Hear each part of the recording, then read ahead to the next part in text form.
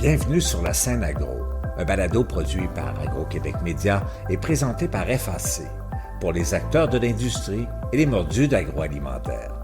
Nous partageons l'actualité, des entrevues exclusives, des dossiers, portraits d'entreprises et plusieurs sujets liés à ce secteur représentant un véritable moteur pour l'économie du Québec. Bonne écoute. Ici Lionel Levac. Après 2 ans en formule virtuelle, le Salon de l'agriculture de Saint-Hyacinthe accueillait de nouveau les visiteurs dans ses différents pavillons. Plus de 12 600 personnes ont d'ailleurs visité le site.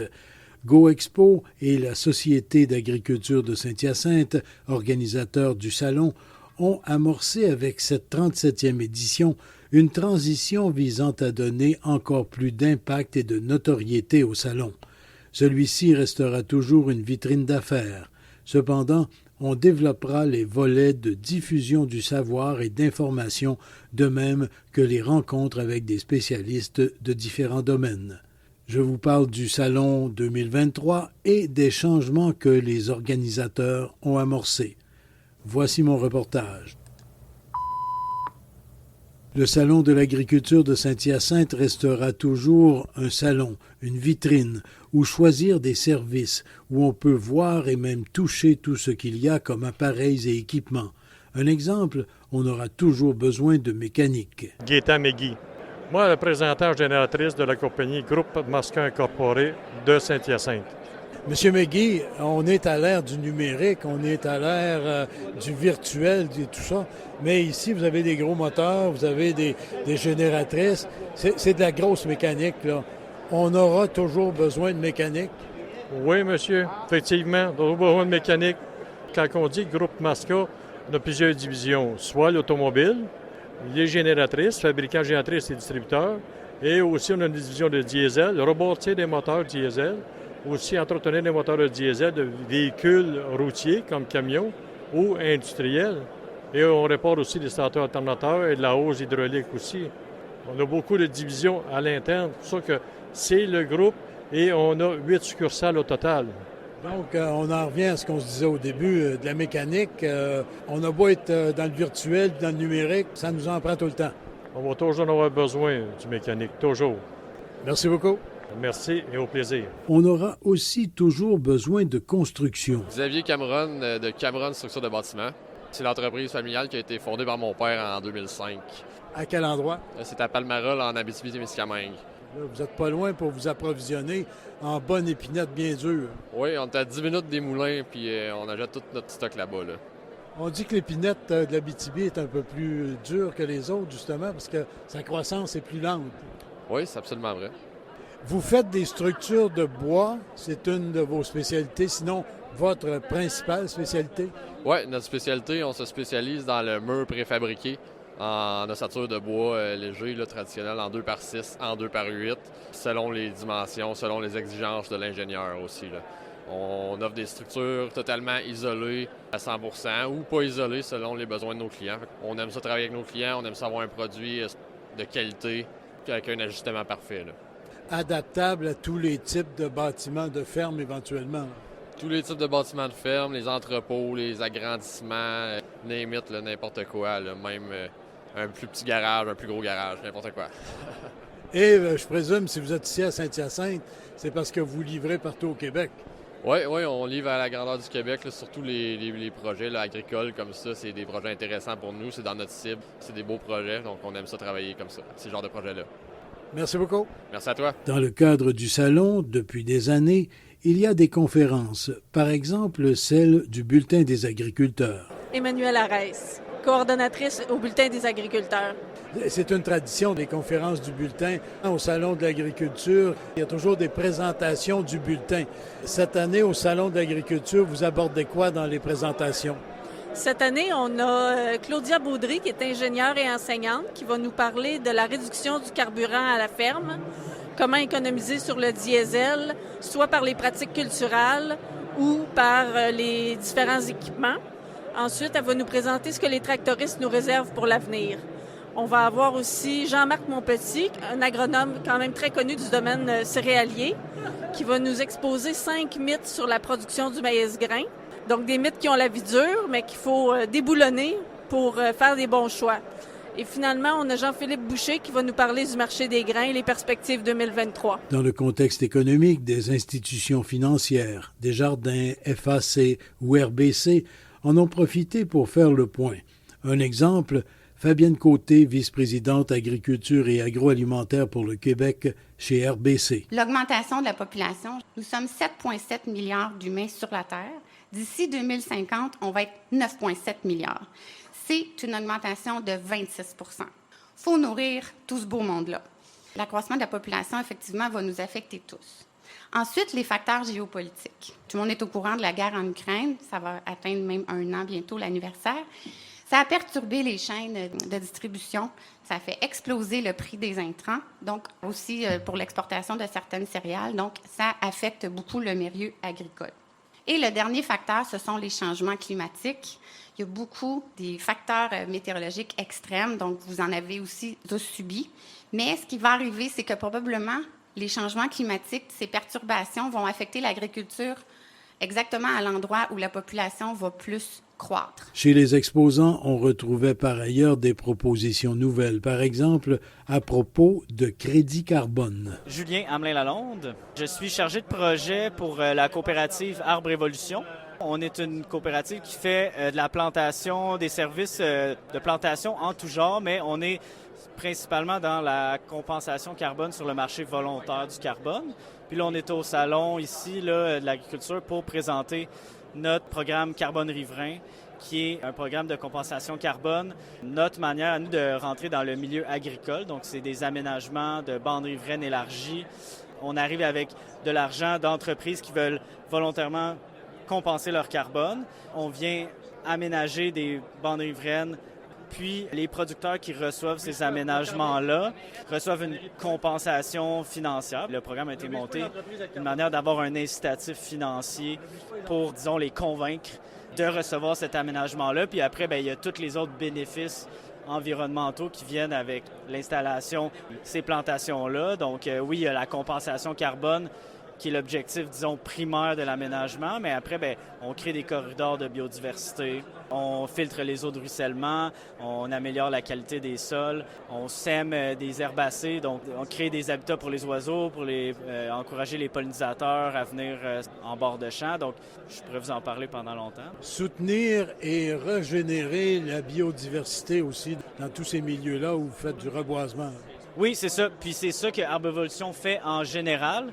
Donc, du reboisement, de la renaturalisation, aménagement comestible, aussi de l'écoéducation. Mais là, spécifiquement, ici, on est au salon parce que le programme Carbone Riverain, c'est tout neuf. Là. Ça fait depuis 2021 qu'on a fait notre premier projet pilote dans le centre du Québec. Puis là, en fait, on est à la recherche d'agriculteurs qui sont intéressés à recevoir ces aménagements-là parce que là, on reçoit de l'argent d'entreprises qui veulent compenser leur carbone par le biais de ce programme-là. On est ici pour se faire connaître puis d'essayer d'accrocher des producteurs qui seraient intéressés à recevoir ces bandes riveraines-là. Mais au Salon 2023, l'organisation a véritablement commencé à donner plus d'importance au volet diffusion du savoir, d'information de pointe et d'analyse de conjoncture. À travers les exposants, on a créé des lieux de diffusion avec des invités variés. Un exemple. Suzy Plot, je suis chargée de projet pour l'Union québécoise de réhabilitation des oiseaux de proie. C'est un organisme sans but lucratif qui a un réseau à travers le Québec pour recueillir les oiseaux de proie qui sont trouvés blessés ou malades. Puis après ça, on mandate la Faculté de médecine vétérinaire pour leur donner des soins. Après ça, on les remet en liberté. Mais on a aussi un volet éducatif pour la sensibilisation puis l'éducation du public. Fait qu'on va dans les écoles, on a un site naturel chouette à voir à Saint-Jude où les gens peuvent venir visiter aussi, de façon à se faire mieux connaître les oiseaux de proie et leur importance dans l'environnement.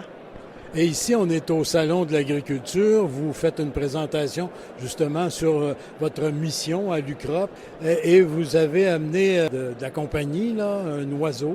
De qui s'agit-il? On a amené une chouette rayée parce qu'aujourd'hui, on parle plus particulièrement Qu'est-ce que ça peut faire un oiseau de proie pour aider un agriculteur, mais surtout en acériculture? Donc, les choix-treillés, c'est l'espèce qu'on va retrouver dans les érablières, principalement. Puis, eux autres, ils vont manger des rongeurs, donc des souris, des écureuils, qui eux autres vont manger de la tubulure. Donc, on essaye de faire comprendre comment on peut réussir à avoir un équilibre puis à contrôler certains rongeurs, mais en favorisant la venue des choix-treillés, puis probablement aussi de d'autres oiseaux de proie dans une érablière. Les agriculteurs sont probablement des gens qui sont assez sensibles à ça et qui agissent correctement.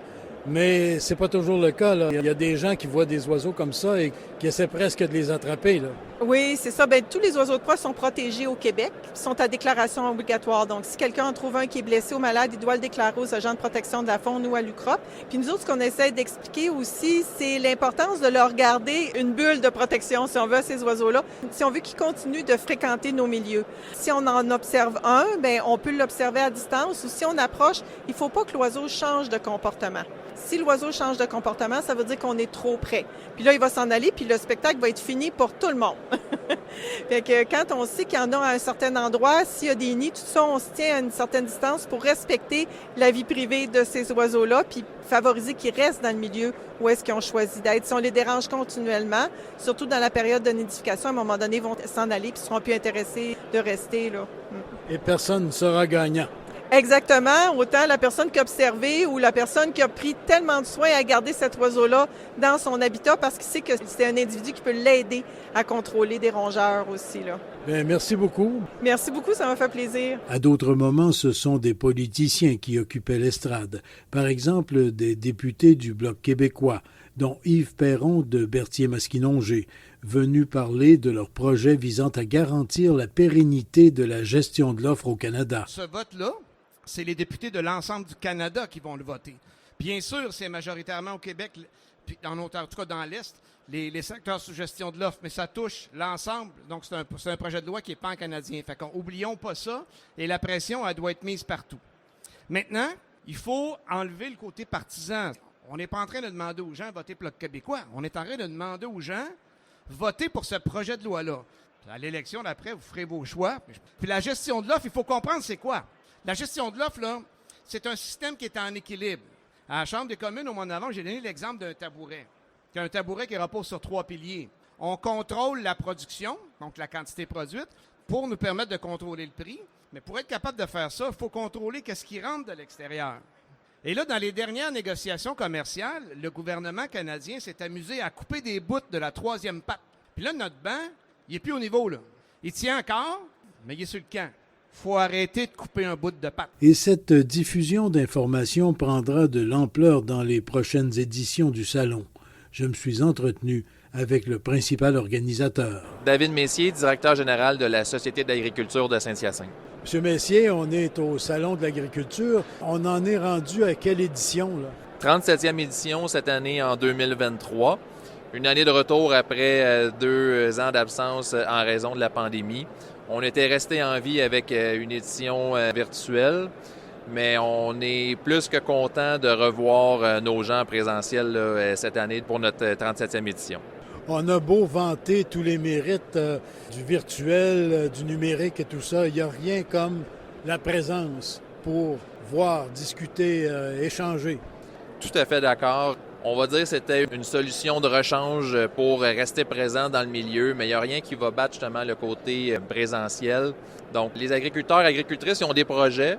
Les entrepreneurs et entrepreneuses justement agricoles ont aussi des solutions à ces projets-là, des outils, de la technologie à offrir aux visiteurs. Alors, c'est le rôle du salon de créer ce mariage-là, de vraiment être pertinent autant pour le visiteur que pour justement aussi les entreprises agricoles. Alors, il n'y a rien de mieux que le présentiel. En plus, ça donne que c'est le premier événement de l'année. Donc, c'est le premier rendez-vous agricole là, en tant que tel. Donc, c'est l'occasion de se souhaiter la bonne année. On a souvent des idées de nouveaux projets, tout ça aussi. Bien, le salon, c'est un peu une plateforme là, pour les démarrer. Une plateforme qui est perçue depuis plusieurs années comme étant un lieu d'exposition, un lieu de présentation d'équipements, de matériel, de services, etc., de financement et tout ça. Mais vous souhaitez aller davantage au-delà de ça, là. Tout à fait. Évidemment, on est en mode évolution dans notre organisation, que ce soit pour Expo Champs, le Suprême laitier, l'exposition agricole. Le Salon de l'agriculture n'en fait pas exception. Donc, cette année, on a misé sur davantage de contenu, davantage de partage de connaissances. On souhaite que les visiteurs en profitent pour non seulement venir rencontrer les entrepreneurs agricoles qui sont là avec leur entreprise, mais également aussi en ressortir avec des connaissances nouvelles, de les sensibiliser à des enjeux. Donc, le volet conférence, panel de discussion, c'est une nouveauté qu'on amène dans l'édition de 2023. Et pour éventuellement, justement, y faire de plus en plus de place. Évidemment, on ne va jamais négliger la salle d'exposition, mais c'est vraiment en complément qu'on veut, justement, générer des nouveaux contenus. Puis, peut-être pour les années futures aussi, ça peut être une opportunité de faire vivre l'événement un peu plus longtemps dans le temps, pas seulement sur 3 jours. Donc, peut-être capter ces contenus-là et les rediffuser par la suite ou s'en servir à d'autres fins pour vraiment rester présent dans l'esprit de nos visiteurs tout au long de l'année. Alors, c'est des éléments qu'on explore là, avec cette édition aussi et qu'on souhaite répéter pour les années futures. Donc, non seulement une vitrine qui sera toujours là, mais également un rôle de diffusion de connaissances, de prospective, d'innovation, etc. C'est exactement ça. En fait, c'est qu'on souhaite diversifier les opportunités pour nos partenaires, nos entreprises agricoles avec lesquelles on travaille. Alors avant, on avait une plateforme qui était de l'espace, où ils arrivaient avec leurs produits pour rencontrer des gens. Maintenant, cette plateforme-là, évidemment, est toujours accessible, mais est bonifiée avec différentes approches. On aimerait éventuellement amener aussi un aspect clinique avec des équipements. Après ça aussi, bon, évidemment, le contenu conférence, le contenu panel, le contenu échange, le contenu partage. Donc, c'est vraiment une nouvelle approche qu'on a auprès de ces entreprises-là. Alors, pour eux, c'est non seulement une opportunité de montrer leurs produits, mais d'approcher justement les visiteurs de façon différente, puis de les atteindre d'une nouvelle façon. Alors, c'est vraiment dans ce mode-là que notre équipe là, travaille. Fait qu'on a quelques explorations pour 2023. On va prendre le temps de bien évaluer justement les commentaires, la rétroaction qu'on va recevoir autant des visiteurs que des exposants. Puis on va continuer à la suite de ces informations-là, de ces données-là qu'on va collecter. Bien, en fait, on va s'en servir pour les futures éditions. Mais justement, les futures éditions, une chose qui est certaine, au-delà de ce qui pourra être décidé comme contenu, contenant, présentation, etc., le Salon de l'agriculture est là pour rester. Le salon est là pour rester et c'est justement, nos prédécesseurs, ils l'ont fait évoluer au fil des années et c'est ce qu'on veut faire aussi. On veut que notre événement demeure pertinent, qu'il demeure une référence, autant pour les visiteurs que pour les entreprises, qu'il soit aussi une source pour intéresser peut-être d'autres entreprises ou d'autres gens qui ne sont pas encore présentement à notre événement. Alors oui, c'est là pour rester. On veut vraiment travailler dans cette direction-là.